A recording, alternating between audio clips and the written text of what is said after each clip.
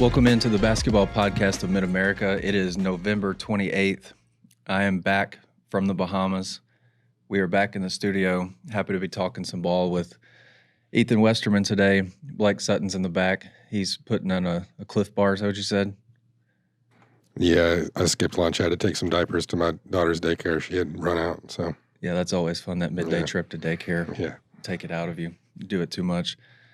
How was your Thanksgiving, buddy? It was good. I went home from Hot Springs area, so I got to spend time with family. And I watched one of the games from Atlantis. I watched the Stanford game. That was on Thanksgiving Day, wasn't it? That was the day before. The day before. All these days ran together because came back and went immediately to Arkansas, Missouri football. The Thanksgiving Day game, that was Memphis. Yeah. That was Memphis. Arkansas spent Thanksgiving with Memphis. I feasted during feast week. I watched a lot of sports, so all these games and days ran together, but it was pretty good Thanksgiving. What about you? Had Starbucks on Thanksgiving from the wonderful people at Atlantis. Had I think it was a tomato pesto chicken sandwich heated from Starbucks, and then I was super basic and got a iced red velvet latte to wash it down. So I was the sandwich was really good, and then I went to the sports book in Atlantis and watched the Lions just absolutely play their worst game of the year, and then went and covered Arkansas Memphis. So yeah, it was altogether wasn't too bad.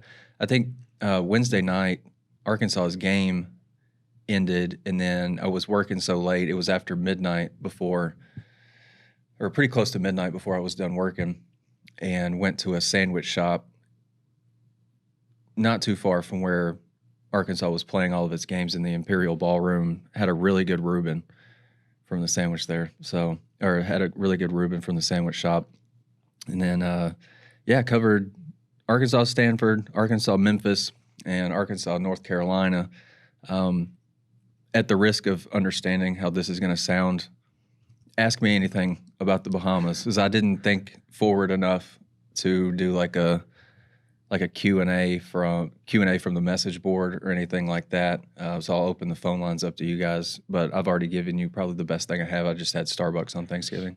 Well, before I ask my question, first of all, I just got to say that I'm bummed that this episode we don't get a drone flying behind you. That was pretty awesome. Yeah, that was something. I was distracted. Never saw the drone again. Distracted the whole time I was there.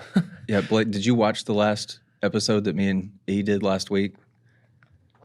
Yeah, I saw that thing buzzing around your head. It was pretty funny. I never saw it again. And then apparently the lights, we were exactly right. The lights did go out exactly like that before every game. It was like they were doing a soft launch or a test run on the intro lights. They were just rolling the red carpet out on the basketball pod. I mean, I sat crisscross applesauce on the baseline, put my laptop up on the table that I ended up working at for 2 of the 3 games, and just got it done there. I'm thinking that they saw your camera setup and they scrambled the drone to get some intel on what you were doing. And then when they found out it was the Basketball Podcast of Mid-America, they're like, okay, that's fine. You think that was Stanford spies? Because they knew I'd just come from watching Arkansas's practice, and they were like, oh, I wonder what intel he's got. Some of those drones have audio capabilities. You never know. Wow. And then the game goes to double overtime, dude. We're connecting some dots here. We may or may not be speculating right now, but I think that we are on to like some pretty strong leads. I do have a question from these games for you, Scottie. Mm-hmm. All the technicals, and there are a few flagrants in there. How does, is that just you thinking out of the ordinary? Like it was just the officiating crew they had? Were the players just really being that undisciplined from your perspective? I mean, you've covered this team a lot. You've seen them.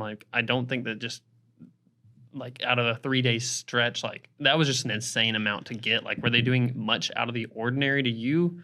Do you think they were warranted? It was 2 techs for TB. Devo got one against Memphis, and then Layden Blocker got one. And I think the TB tech against Stanford was warranted. I mean, that play happened right in front of me. Right in front of me. And then I leaned over to Curtis Wilkerson with 24/7. He was there. And I leaned over and I said, dude, that's how my 2-year-old kicks my 4-year-old. It was so weak. And I thought Arkansas got pretty fortunate in that situation, because watching it live and then again on replay, I didn't really think that Stanford's guys did anything to warrant a tech. So I thought Arkansas got out of that pretty clean. Like, free throws weren't shot on both sides because it was a double technical foul. The Devo tech hits a three, and he kind of makes the motion where he I don't even know what you call that, but he made that motion, and they teed him up really fast. Yeah. It looked like from the replay, like he was just like, it looked like just straight at the Memphis bench, like kind of. I don't know. I don't know. I'm thinking that maybe something was said from the Memphis side. I don't know that because I didn't hear it. But not very often that a guy shoots in front of an opposing team's bench and nobody on that bench says anything. You know what I'm saying? It's kind of one of those deals. The Layden blocker tech, I'm not sure what happened. Maybe I know Layden a couple of times, or at least once, would score or get a steal or a stop or something like that, and he said some stuff to the opposing team's bench, and maybe it was just one of those deals where he just maybe said something he shouldn't have. Freshman mistake, but I like that kid's fire a lot. The other tech on Trevin Brazil, from what I understand, he was being a little bit physical with a guy near midcourt, and officials kind of told him to knock it off. He didn't knock it off. So it's a little bit of hard-headedness. So that's kind of a long way to say a couple of them were probably warranted, like really warranted. And then the flagrant from TB, I still haven't gone back and looked at it yet. My view was kind of wasn't the best on that play, but I think the kid got busted pretty good. Eric Musselman said I asked him about the two techs from Trevin and the flagrant foul. Asked him about that after the Carolina game, or I think it was after the Carolina game, and he was like, yeah, all that kind of stuff's been addressed. But I like this team's got some edge to it. It's just I wish that edge would come out more in terms of the defensive end kind of thing. I think that's where this team needs more of an edge. Like I think they're physical, obviously, probably to a fault with all the personal fouls and whatnot. And I think, for example, Caleb Battle, I think he fouled out of 2 games and had 4 fouls in another game. Like, he's a pretty physical guy. But I think you need to rein that in a little bit. You guys have any questions about maybe the Bahamas? Yeah. Anything else with the games? I was wondering if you saw any wildlife, if you saw any tortugas or anything like that. Good question. Saw a lot of pigeons hanging around the deli and the pizza place, and they were afraid of absolutely nobody. I mean, they'd walk 2 feet from your ankles and just make you get out of the way while you're walking down the sidewalk.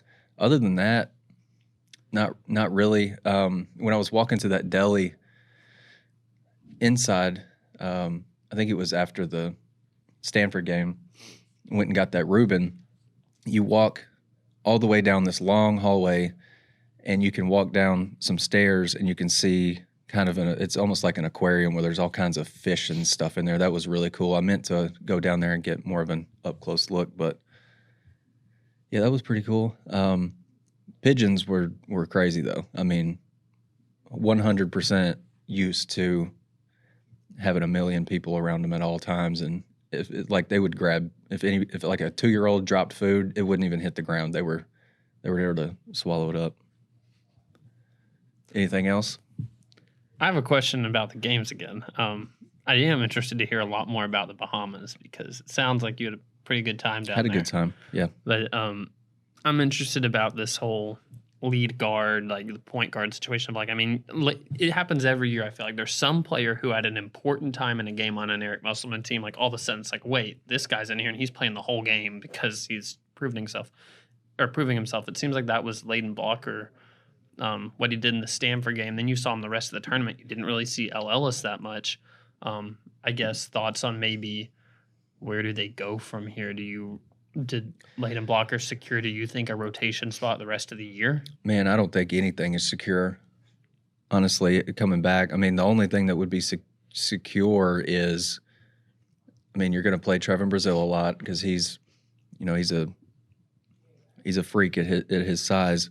Even though he didn't have the best close to the tournament against North Carolina, I think he was 0 for 4 from the floor and had 3 rebounds after he had back-to-back double-doubles.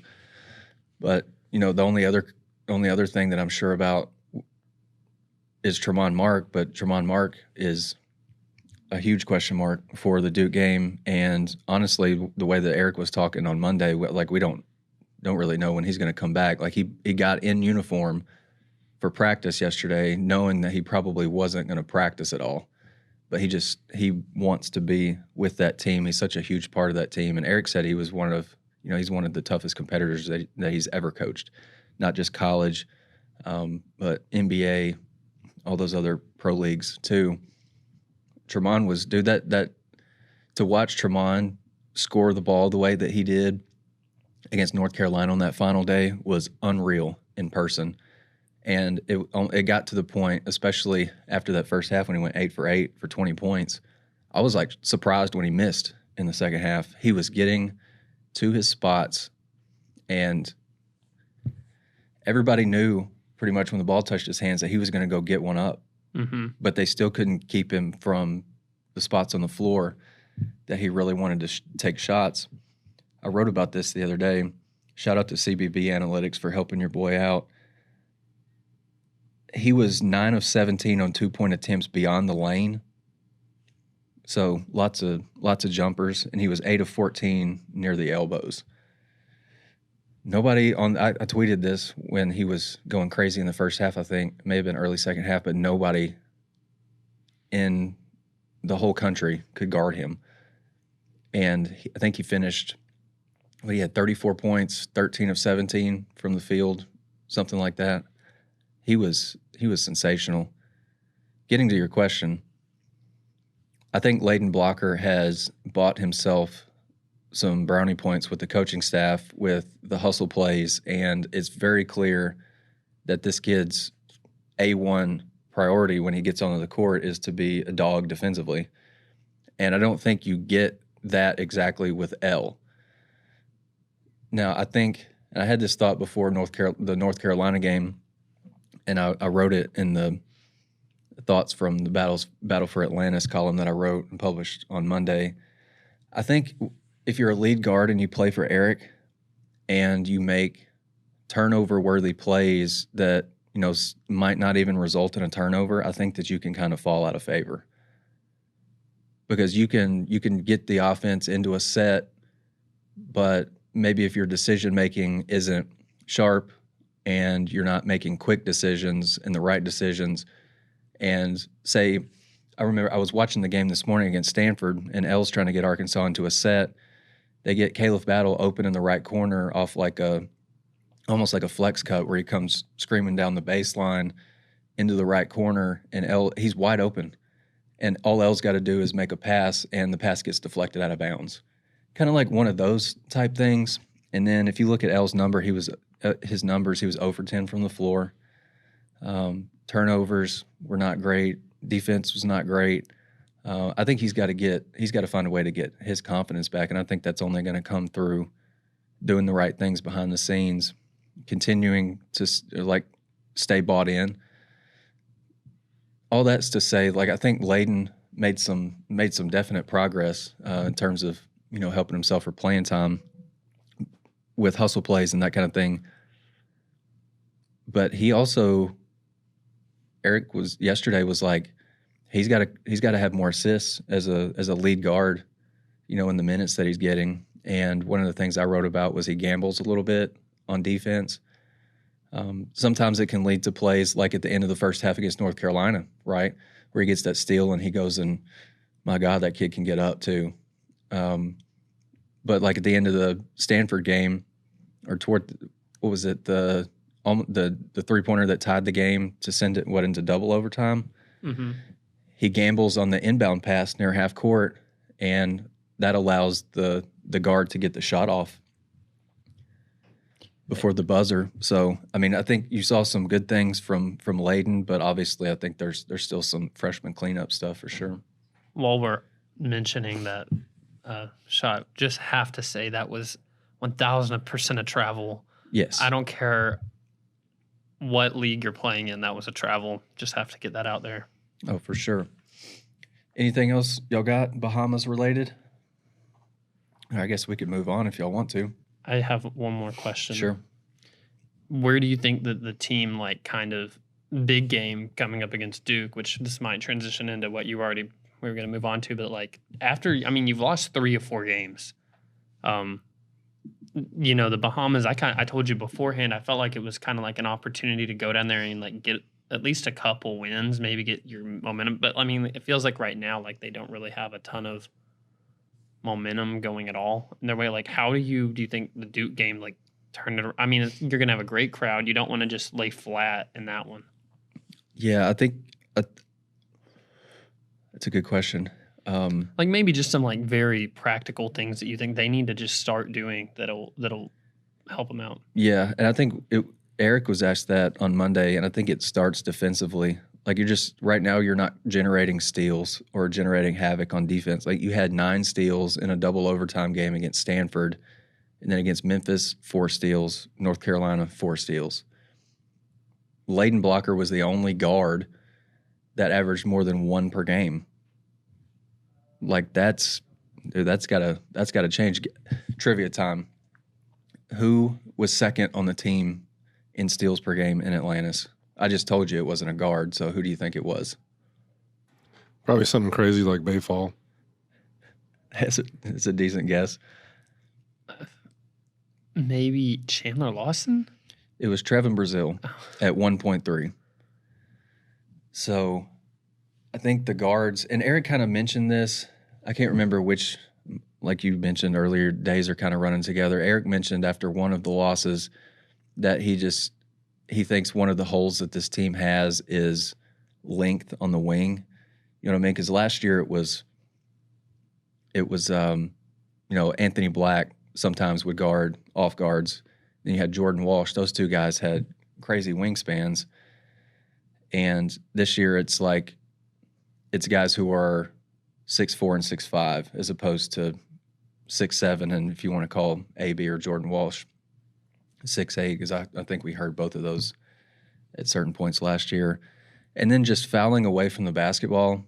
Like I mentioned earlier, I wrote this earlier today. Arkansas, 39 personal fouls in 3 games and 24 shooting fouls. I haven't gone back and tracked to see how many exactly were off the ball, but I do remember there being quite a few. And I think you got to start defending without fouling, which is going to be pretty tough when you're playing a team in Duke who's got good guard play, veteran guard, and Jeremy Roach, who Arkansas saw at the Elite Eight a couple years ago, and got some, Eric says, like 3 first-round guys in next year's draft potentially. So have to defend without fouling. And I think one thing that I'm going to be curious to see is just, does Arkansas get a jolt from the crowd in the Duke game, kind of like it did for the Purdue game?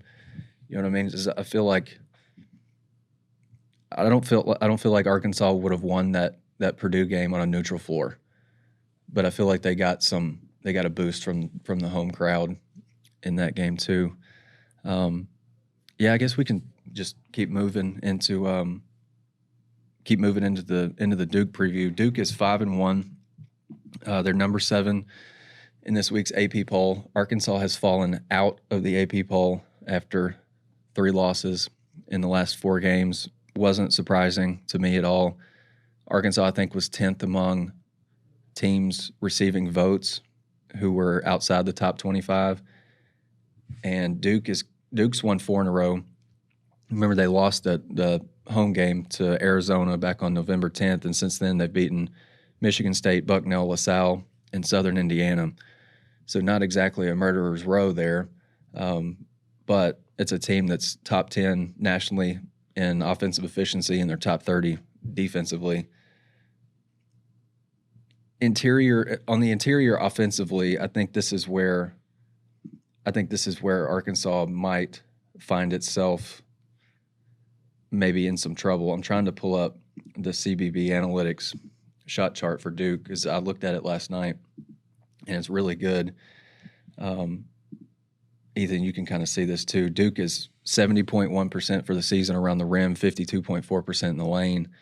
And Kyle Filipowski is obviously a dude for them, but they've got a lot of talent around him. What are kind of your expectations? I know you threw that out at me, but what are your expectations? Like, what do you think you'll see from Arkansas? I mean, that's kind of a tough question to answer too, because Tremont Mark's a question mark, but probably leaning toward doubtful. Jalen Graham, apparently we don't know if he exists anymore because he didn't travel to the Bahamas, and asked Eric Musselman for an update on him yesterday, and he said, no update at all. So it could be down your leading scorer and a guy that could potentially go get you a bucket on the interior. Just what do you expect? Yeah, it seems like Arkansas kind of at its best this year, and I'm even including that Purdue exhibition on just at its best. I feel like they're making life difficult around the rim at best. Like Chandler Lawson, in times that the teams looked really good, I feel like he's been a part of it. It's been like he was in that Stanford game, like incredible in my opinion, defensively at some points of the game. Him and Trevor Brazile definitely changed kind of like the feel of that one with the way that they were able to just make. I feel like all that Stanford's buckets around the rim came like just straight guard drives at the rim. But like whenever things actually got down low battling a little bit, I felt like they kind of held their own some. But yeah, I don't know. It does feel like one of those games that, you're going to have a great home crowd. They usually play pretty well at home. I know the Greensboro game is the latest one, kind of leaves a sour taste. But historically under Eric Musselman, they've been really good at home non-conference games. I'd expect them to come out and look better. I just don't know how much improvement you can make in that short amount of time to be able to really. It wouldn't shock me if they took down Duke, but it would surprise me. Yeah, there was a thread that was started on our message board yesterday, and it was basically just like Duke is going to roll all over Arkansas. And my thing is, the guy who has taken Arkansas to the second weekend of the NCAA tournament 3 weeks in a row, what's his favorite line? We just need to put it on a banner at this point. Every game takes on its own identity, baby. That's right. Like, just because Arkansas lost to North Carolina the other day, just because Arkansas lost to UNC Greensboro the last time they were in Bud Walton, doesn't mean that Arkansas is going to lose. It doesn't mean, like, Arkansas could have won Atlantis and they could lose Wednesday. Mm-hmm. Like, it's every game is different. And if you don't think that Eric Musselman is trying to figure stuff out after a 1-2 stretch in Atlantis plus the Greensboro loss, you're outside your mind. He literally said on Monday that he's never watched more tape in a 24-hour span in his life. This is a guy that's been coaching for a long time, y'all, like a long time. And he broke down every play from the last 3 games. He watched them in reverse order. So he went North Carolina, Memphis, Stanford. And he said, thank goodness I've got some good assistants because I was about to pull apart that Greensboro game too, but they stopped me. So, I think you just kind of throw the Greensboro thing out the window, even though that's obviously a loss that kind of started the bad trend that you're on. But I don't think there's any need to go further than that, to be honest. You've got, I think, enough to worry about from Atlantis, and he had plenty of time on the travel day home. Apparently, they flew from Nassau to Miami and then got stuck there for a while. Had to go through customs, fill out paperwork, and all that stuff. So it took them a while to get home. Blake, I haven't got your thoughts yet on Arkansas and Atlantis. What did you see, buddy? We talked about on the last pod that we did before you went to the Bahamas. We talked about Arkansas in Maui last year and how they almost went 1-2, but, went to overtime with San Diego State and won. I predicted that they would go 1-2 in Atlantis with only knowing that they would play Stanford. I thought they would take care of Stanford, and I thought they would honestly lose to whoever else they had to play in the tournament. And that Stanford game, if Stanford could hit a free throw, Arkansas, they would have played different teams, obviously, if they'd lost to Stanford, but nearly I mean, they could have gone 0-3 in the Bahamas after losing to UNC Greensboro. So definitely a downward trend for Arkansas right now. And I think the player I'm most disappointed in is Trevin Brazil, because earlier this year on one of our first podcasts, we talked about how he's a lottery pick. I said he'd be a top 10 pick easy. Ever since that UNC Greensboro game, he's looked really bad. And he was turning the ball over in the first half of that UNC Greensboro a lot, and they were really bad turnovers. They weren't even close. He's missing dunks every game, it seems like. In that Stanford game, there was a lot made that he had 17 rebounds, I think it was. 3 of those were on one trip where he missed 2 dunks and got a rebound. He got his own rebound like 3 times and finally got fouled on like the 3rd dunk attempt, I think. And it's like he's not learning from that. It's just it would be so easy for him to just put the ball in the basket, but he's trying to get these. And maybe that, what was it, the South Dakota State game last year where he had that huge thunder dunk and made every dunk of the year contest and all that stuff.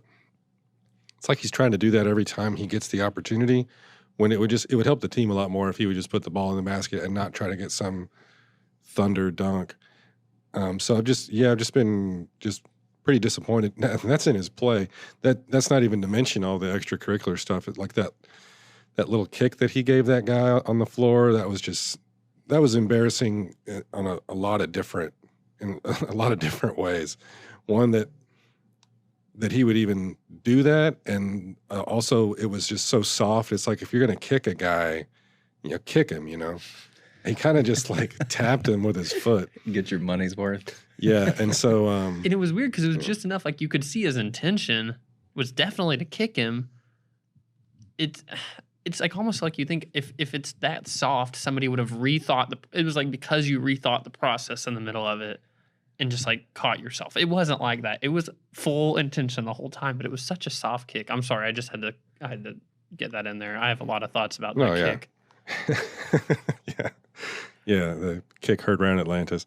Yeah, so just super disappointed with Trevin Brazil's play and his extracurriculars, I guess you'd call them. Just kind of boneheaded mistakes in every facet of the game right now. Turnovers, missing dunks, kicking people.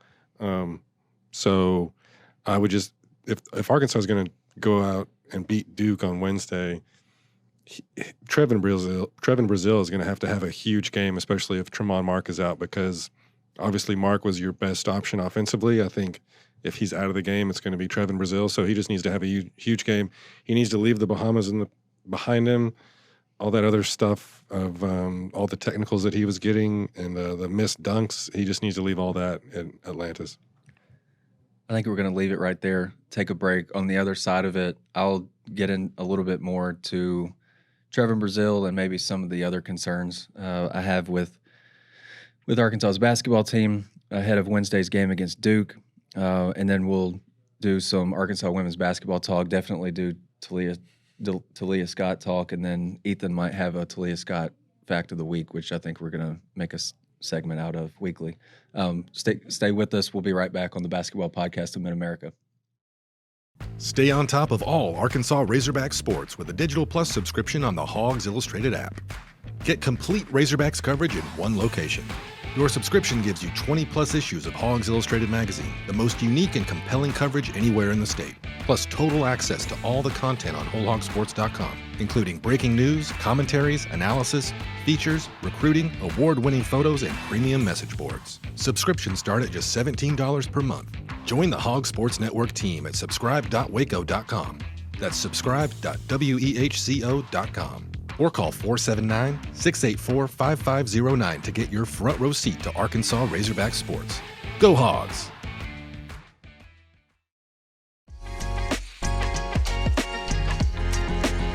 Welcome back into the Basketball Podcast of Mid-America. Blake, probably felt pretty good for you getting that stuff about TB off your chest. I've got a couple other things that I think I'm a little bit concerned about with the basketball team that we haven't already discussed. I think at the top of my list, it's kind of flow on the offensive end of the floor. I'm not quite sure what I think about the ball movement, and I do agree with a lot of people on our message board. It does seem like a lot of perimeter-oriented offense and then just try to figure out something, in the last 10 seconds of the shot clock. There's been a little bit too much of that, I think, for me to feel completely comfortable with, which I understand that, like, your roster is kind of, like, ideally, like, your roster is built to handle that kind of thing, but it's difficult to consistently get offense that way. And then earlier I mentioned the lack of steals and the havoc creation and defending without fouling. That's going to be a big thing, especially as you get more consistently into the schedule where you're, facing guys that are, a lot of nights equally as athletic and gifted. Maybe one of my top concerns at this point is what we've seen from Trevor Brazile from a usage standpoint. And I wrote about this in the kind of the Atlantis analysis column that I wrote. Trevin was 5 of 17 on 2-point attempts in Atlantis, and 4 of the makes on 7 attempts were immediately after grabbing an offensive rebound. So if you want to do some quick math with me, 5 of 17 and 4 of 10, or 4 of 7, that leaves you 1 of 10 on 2-point attempts. And if you look, he made 3 threes in Atlantis, so made a grand total of 4 shots, 3 threes in 3 games that were like non-offensive rebound, put back buckets. That's, y'all agree, right? That's a little bit concerning. And y'all can stop me at any point. I just think that right now he's a little bit too perimeter oriented, and it's almost like he's playing as a 3 instead of a 4. And I wrote this. I said I'm going to be interested to see how he's used in the half court against Duke, and moving forward, whether he's placed in like some ball screens or in that dunker spot, the dunker spots along the baseline is like a potential lob threat, or if he's going to continue to kind of float on the perimeter for threes, which, he's got a good shot from 3. Make no mistake about it. And I'm not trying to say that he get on the block, boy, and ask for the ball and back somebody. Like, I'm not doing that. I'm not that person. I understand where basketball is these days. And Trevin's got one of the most repeatable shots from deep on the team, and he's a big weapon, especially when he's hitting shots. You draw the 4 or the 5 man away from the rim, and that opens up so much stuff for everybody else. But does he keep kind of floating on the perimeter for threes and like the occasional dribble drive? Because he opened the season with a dribble drive, right? And I think that got everybody really excited. He put somebody into the core of the earth with a dunk, and we've seen him get a little bit shifty off the dribble a little bit this year. But in Atlantis, I don't really think it worked at all, really. I saw like a lot of 2 and 3 dribble, half spin, back to the basket, pass it back out to the perimeter. Did you guys kind of see the same thing, or am I making too much of it? I just think that the 1 of 10 inside the arc, I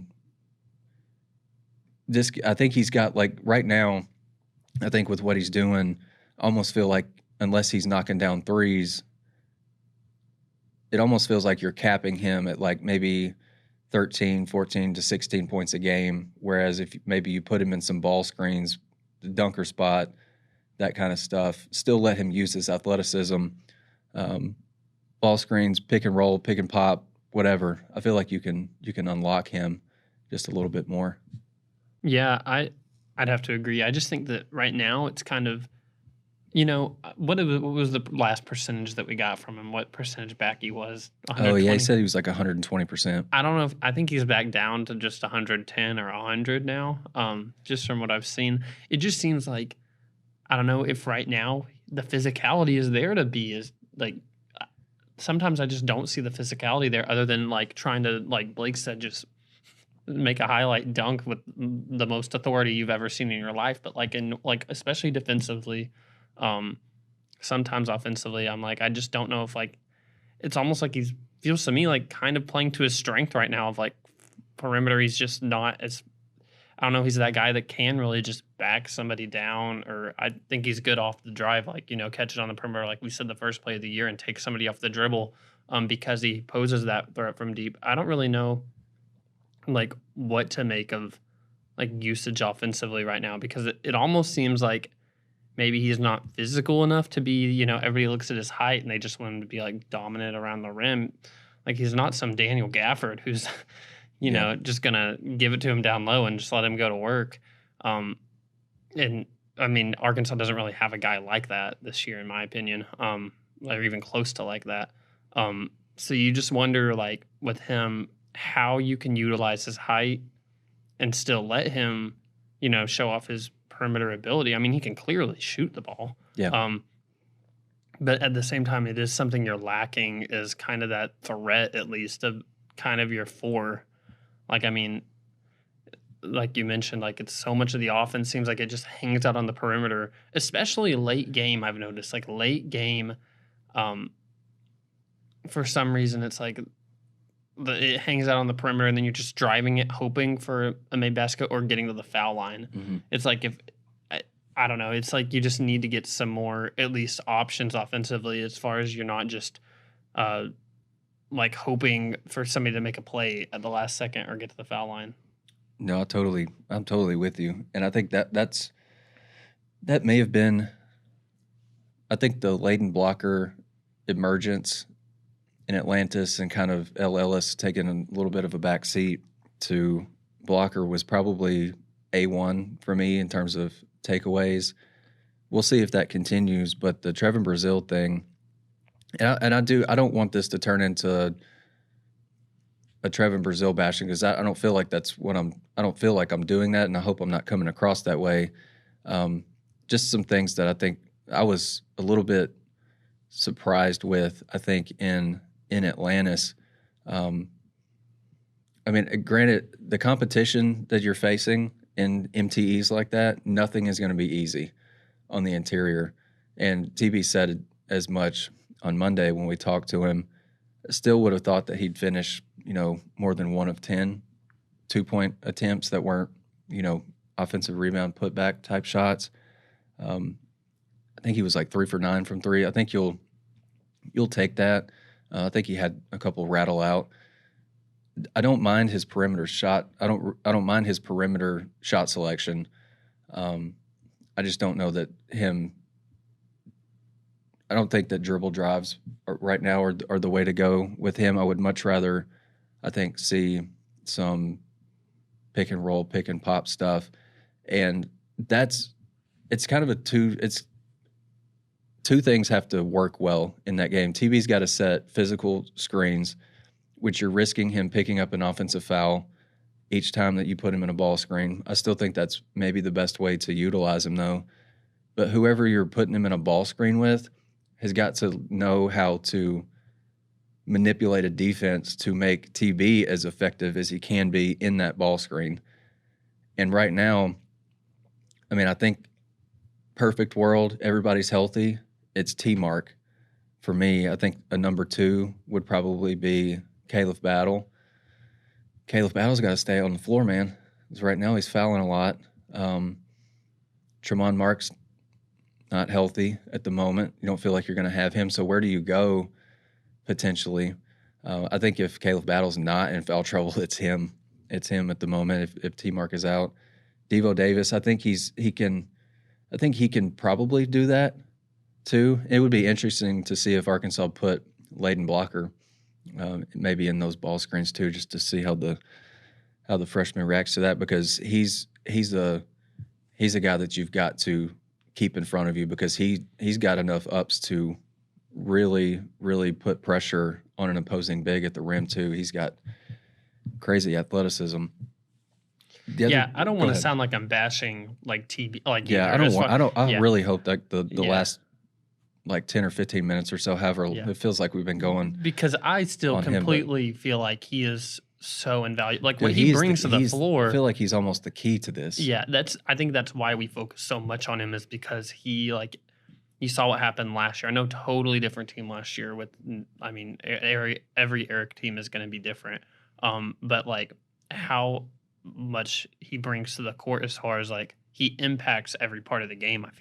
I think all we're saying, I think more or less people maybe want to see him do things that are simply not in his right now game, and I feel like he might be trying to play to those strengths and just needs to cut out on maybe some of the mental, like we're talking about the unnecessary extracurriculars, or like just like Blake said, maybe finishing like on your putbacks, just kind of go for like the easier play. I think Devo Davis does a great job of that. There's so many times I see in a game where Devo Davis will like he could have a huge dunk or something if he wanted. He always goes for the layup, I feel like. I mean, aside from Auburn end of game, whenever he dunked on a dude, but the game was over at that point. All I'm saying is that there's sometimes the easy play isn't the highlight play, but it's the play the team needs. I think Trevin Brazil brings so much to the team, and you can never overstate how much. I know we're 7 games in? They're 4-3.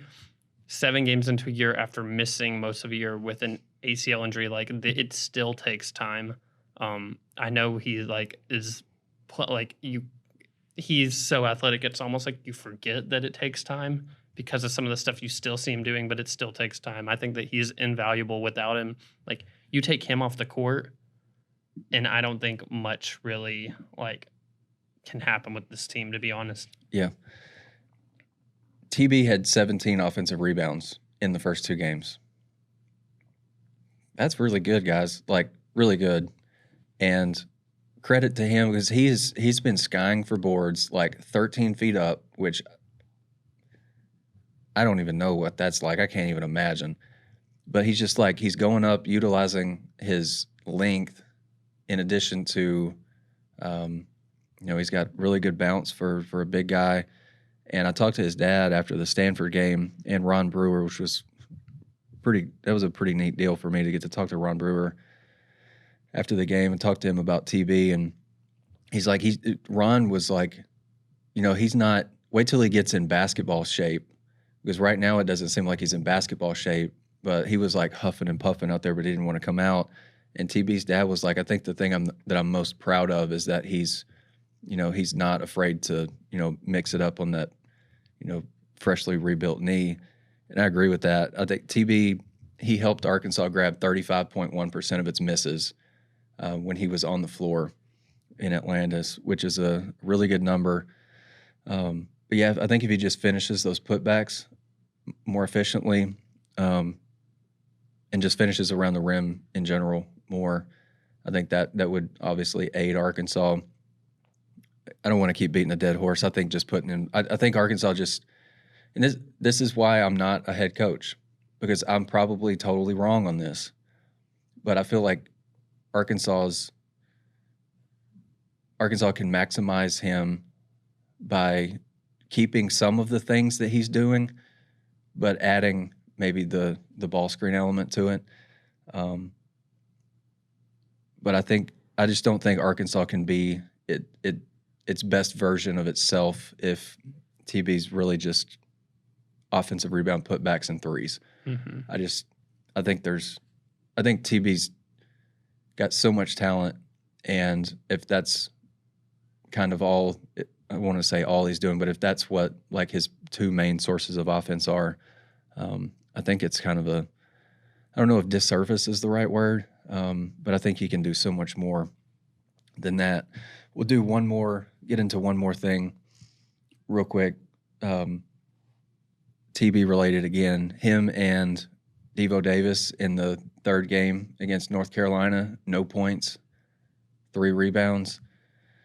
I think you need more from your preseason All-SEC guys, especially on a stage like Atlantis. You're playing for 3rd place in a really well thought of MTE against a blue blood of the game, and it was kind of crazy to see those guys. Like, I think Arkansas was much better when they were not in the game, which is absolutely insane to say.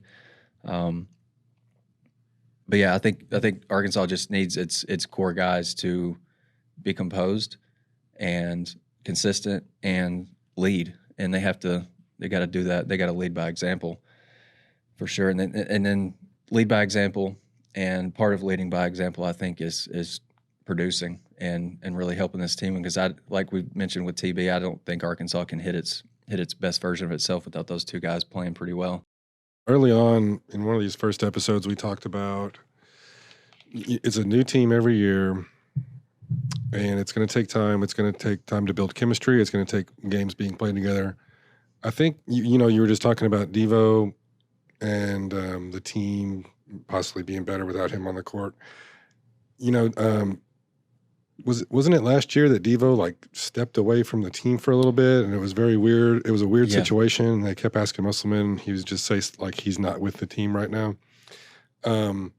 I think it's going to take time for Devo to gel with these guys, and a lot of time that's chemistry, and it's also personality and stuff. And I was not surprised at all at the results in Atlantis, but I still think this is still think it's a classic Musselman team that's going to struggle in November and December, start getting better by January and February, and by March, nobody's going to want to play this Arkansas team. Would agree with that. I'm going to throw a couple more Atlantis basketball things at you, and then a couple non-basketball Atlantis things at you, and then we'll move on to Taliah Scott. This CBB analytics site, again, shout out to them. Arkansas on offense made 49.2% of its 65 shots at the rim last week. You're not going to beat Duke on Wednesday if you can't finish at the rim. That's just it's not going to happen. Arkansas was also 11 of 30 on other field goal attempts in the paint. You've got to finish. And then stepping outside, literally, Arkansas shot 31.5% from three-point range on 18 attempts per game in Atlantis. Dating to the loss to UNC Greensboro, Arkansas is shooting 27.2% from three. The last basketball-related thing I have from Atlantis is I thought Jeremiah Davenport. We'll kind of close the on-court stuff with a positive for a change, I guess. I thought Jeremiah Davenport was kind of like a light for Arkansas in a way against North Carolina. The day before against Memphis, he didn't play, woke up with foot soreness, was in a boot that day. Finally get some burn on Friday, and he comes in, and I wrote that he came in and he made some mistakes, and there were some misses offensively, but I was just so impressed with his body language, and he was really fighting with Harrison Ingram a lot. North Carolina really wanted to back Harrison Ingram down because he's got a wagon, and they were trying to back him down. They were trying to back – Arkansas originally had Tremont Mark on Harrison Ingram, and Harrison Ingram's got some weight advantage. He got a weight advantage on Tremont Mark, no doubt. So Arkansas puts Jeremiah Davenport in there, and I thought he battled really hard, and – he's making these kinds of plays that, he's on the floor, and then as soon as the, officials blow their whistle and Arkansas is about to get the ball back, he's sitting on the floor and he's doing one of those patented "let's go" screams. Had several of those moments, and I immediately thought back to the quote from Grant Morgan, where if you're juiceful, you're useful. And that's exactly what Arkansas needed on the third game of a back-to-back-to-back. And, I think he probably, like with a couple other guys, he probably earned himself some brownie points with, the energy that he brought. He still needs some confidence shooting the ball, I think, but he did a pretty good job after he was run off the three-point line of taking a couple dribbles, knocking down a mid-range jumper. And, for a shooter that's kind of struggling like he is, you see a ball go through the net once, that's a pretty big deal. Last couple of Atlantis things, non-basketball related. The last night that Friday night, so after the North Carolina game, in the sports book watching games, and a guy comes in and he is stressing a $10,000 parlay. Like the bet itself was $10,000 parlay, and he was watching every second, hanging on pins and needles. It was on pins and needles, and he was just sweating out the Bucks game NBA game that night, and the game was not on, so he had his ESPN Gamecast up, and that's how he found out that he hit the final leg of his parlay. It was totally electric. It was absolutely electric. Did he buy you a pina colada or anything, or was it drinks on him? So I think what happened was he went and cashed his ticket. I'm not sure how much it actually paid out. I didn't actually see the ticket, but apparently they gave him like 8 free drink tickets, and I got 2 of them. So I handed one of mine to a Northern Iowa fan who I think Northern Iowa won the 7th place game. I think they beat Stanford, if I'm not mistaken. I was like, good job ending your trip on a high note. Here you go. Have this. And he was thankful. But yeah, that was a pretty neat deal, I have to say. All right. Time for the Taliah Scott stat/fact of the week from Ethan.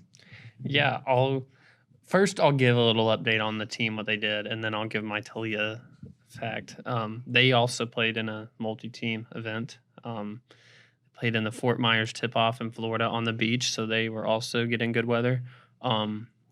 Their first game looked a lot like Arkansas-Stanford, where they did not play well, and they had like 22 points at half or something and found a way to win. I mean, I don't think they'll play that bad again and win, just to be honest, as far as like they just didn't look good for the whole first half. But they grinded out a win there. Michaela Daniels, their senior leader, had 22 points. That's big for them. She's all SEC by the coaches preseason, so you need her stepping in games. Like that was a game that it felt like senior leader making sure you don't lose a game that you shouldn't. But then they played really bad the next day against Marquette. Specifically the first quarter, they were down at one point like 17-3. The first quarter has killed them a lot of times this year. I was actually looking at numbers before this, and they a lot of it dictates on how many threes they're taking in the first quarter. It's like they figure out by the time the second or third quarter rolls around, like, hey, maybe we need to let the threes come more in the flow of the offense other than just run down there and jack up, like, not just threes, but deep threes a lot of times.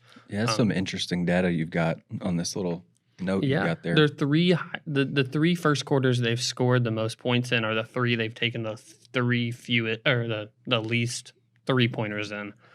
They scored 22 against UCA, taking 6 threes. That's the fewest. Or it's tied with the fewest. They took 6 against Murray State, which is the 3rd highest scoring that they've had in the first quarter. But all that to say, they just killed themselves in the first quarter. They really Wisconsin they did too. They were lucky to get a win there, but they after the first quarter, I mean, it was like a 2-point Marquette advantage the whole rest of the game or something. Or after the first half, I believe. But it all happened really in the first quarter. So they dropped 6-1. They're still projected to be a tournament team. ESPN has them like the last team in. And Marquette is really good. Don't get me wrong. I think they're ranked number 22, the poll that came out today. But yeah, definitely they have a tough week ahead. They play at Florida State in the ACC. The ACC, SEC, we've been talking about Duke. It goes men's and women's as well this year.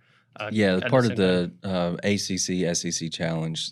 I remember driving down to Galveston with my wife to get ready to go on a cruise, and the matchups were announced on the men's side. So this is the first year of that challenge. Arkansas's men play Wednesday, 8:15 ESPN, and then the women play when?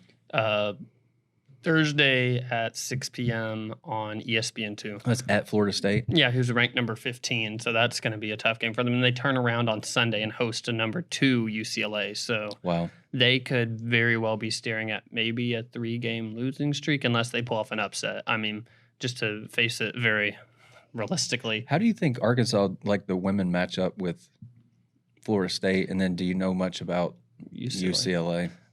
I know more about Florida State right now than UCLA, but I mean, Florida State, I mean, it's going to be a track meet is all that I know. Is they both teams, like Florida State scores like northbound of like 88 points a game. We're going to come back in here next week and Taliah Scott's going to have gone for like 40 against Florida State. No joke, but I think UCLA has a little bit more interior presence, so that could be, it's going to be 2 different types of games, but they could very well, I could see them making it a game with one of the 2, maybe shock and get a big win.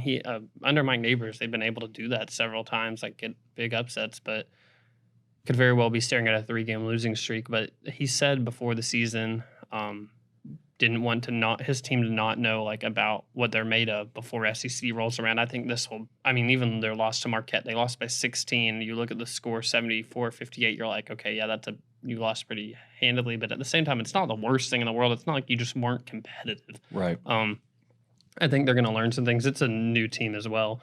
But let me give you my Taliah Scott stat of the week. She won Freshman of the Week again, second straight week doing it. The sky is blue. Yeah. So my stat of the week for her is she's 4th in Division I with 48 free throws made, and she's 87.5% from the foul line, which is best in the SEC.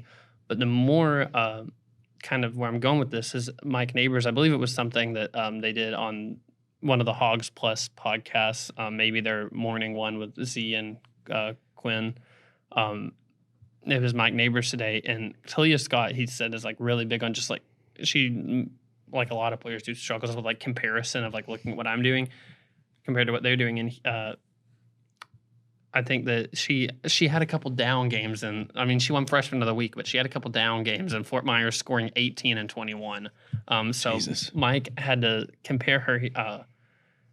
Like he pulled up Kelsey Plum's. This was a blind comparison. He pulled up Kelsey Plum, who was his star player at Washington as the NCAA points career record holder, and then Taliah's first 7 games, and he put them side by side and wanted her to guess like whose was whose, like who he was showing. And whenever he told her Kelsey Plum, one of the things he mainly pointed out was Kelsey Plum ended her career with like the most free throws made ever in Division I women's basketball, and Taliah has more than double that right now. Wow. So that's why my whole stat of the day centers around her free throw makes. She's made 48. I think that she missed 4 in their first game, and since then has missed 2. So Mercy. and she gets to the line a lot. Mike Neighbors' teams are all in order. He likes free throws, layups, 3-pointers. Like he needs those things. She's 1, got 2, and 3. Yeah, like she gets to the line. I might have layups and free throws. He likes those 3 things. I know Sure. 3s are the end. Layups, free throws, 3-pointers, I believe. Layups, yeah. And she's got those first 2 absolutely like on lock. I mean, she can get the layups and she can get the free throws. And the 3 ball, she had 4 made 3s. She was struggling from 3. Had 4 made 3s combined entering the Fort Myers game, and then made 4 in the first game against Wisconsin, 2 against Marquette. So if she can start hitting her 3s like that, I mean, dangerous. I was looking at your screen, not to be a creep, but 34.9 minutes per game this year. Do you think, is that sustainable for her? I think it might have to be. Honestly, it's like I mean, I guess we can kind of go back to what Eric has said in the past, that like college kids that more often than not play just 2 games a week. Mm-hmm. And so it's not like you're playing a back-to-back and then flying to a different city and playing, 3 games in 4 nights, that kind of thing. I think she could probably do that. And the thing is, in the past, he's had teams that like players have to do like 34.9. That's a lot of minutes. Don't get me wrong, but in the past, I mean, he has had players do that all the time. I think that he likes the plus minus looking at it. He understands that sometimes it's like Sam Spencer, who's their point guard. Hers is sometimes lower because she's usually on the floor a lot of times with like different lineups because she's a really good piece to just kind of help dictate. So her plus minus is lower just because it has to factor in all these different lineups. But he does like the plus minus, and Taliah's and Saylor on the team they're just up here. Like, I think he's going to continue to play her a lot of minutes. He needs to. She is a bucket. And she's pretty good defensively too. Yeah. So, but yeah, that's my Taliah Scott update of the week.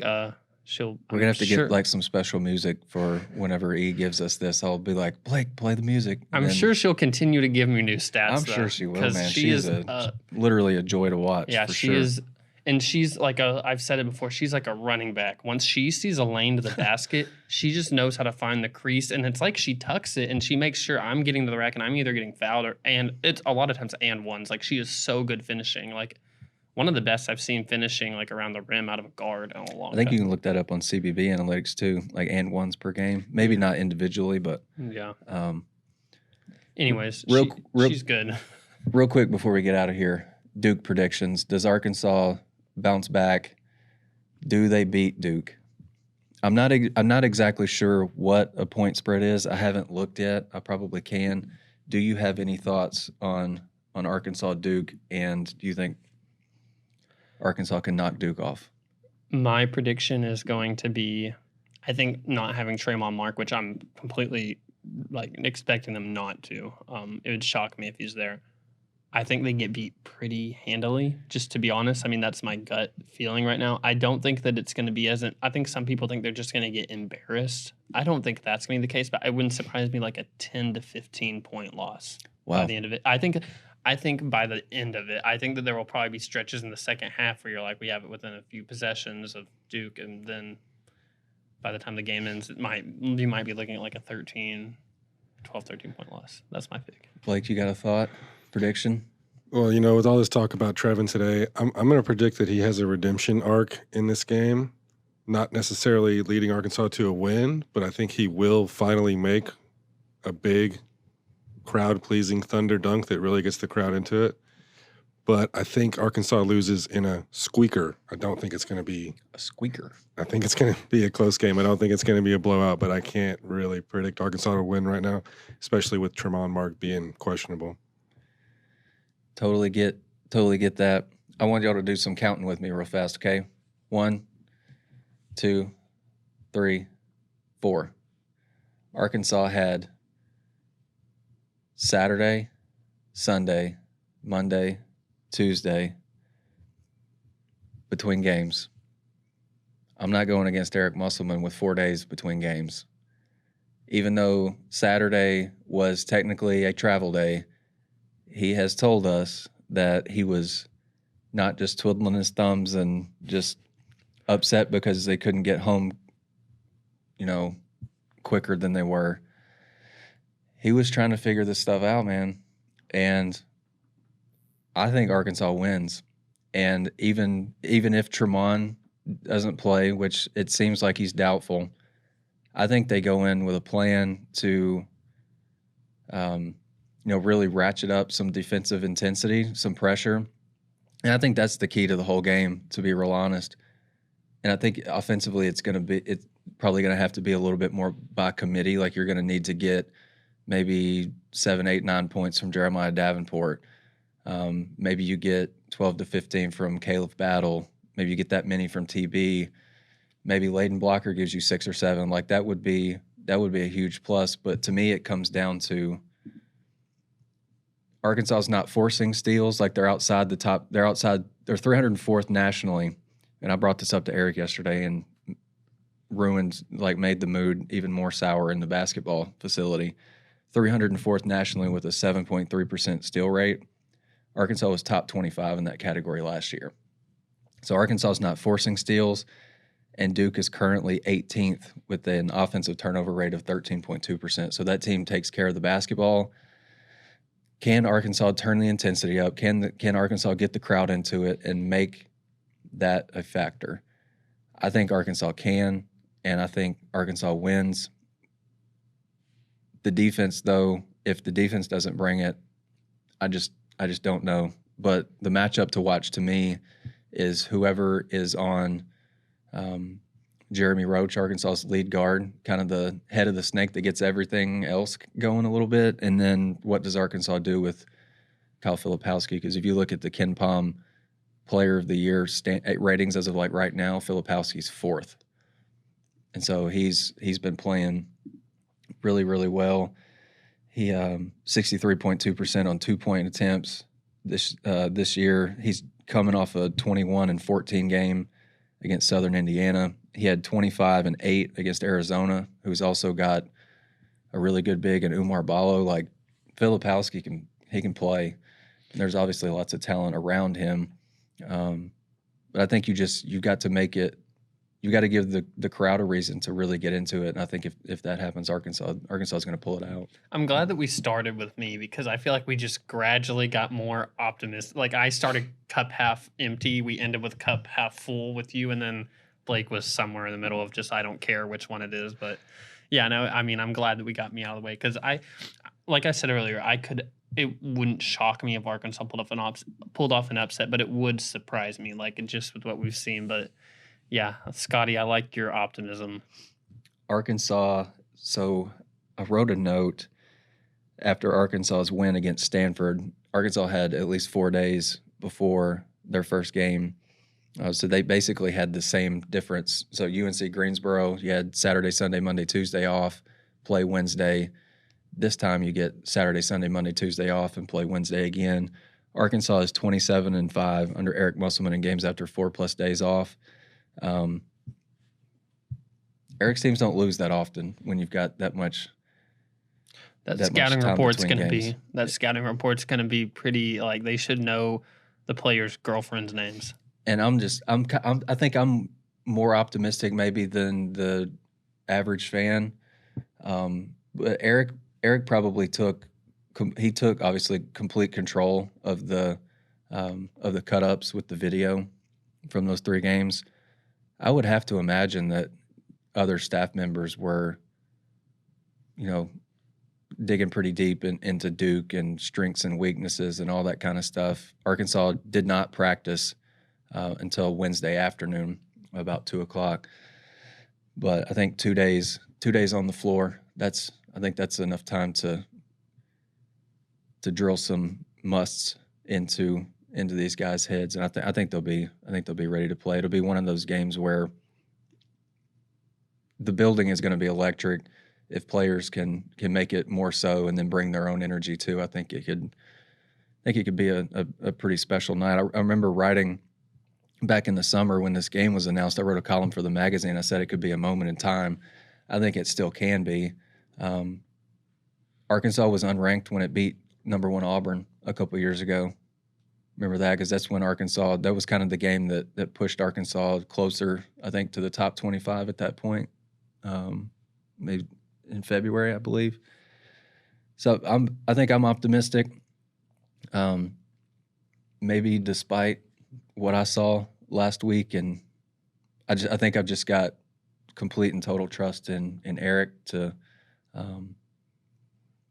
get it figured out. Man, he's not what went wrong and I don't know. You know what I mean? Eric's he's gonna get to the bottom of it. And I think he will. I think he'll have his guys ready to go. Whether they make shots or not might be a different thing, but I think they're gonna have something unique planned for Duke defensively. Appreciate you guys joining us this week on the Basketball Podcast of Mid-America. Potentially doing another pod later this week if Arkansas beats Duke on Wednesday. We'll try to get something out again later in the week. But if not, appreciate you listening. For Ethan Westerman and Blake Sutton, I'm Scottie Bordelon. Appreciate you joining us on the Basketball Podcast of Mid-America.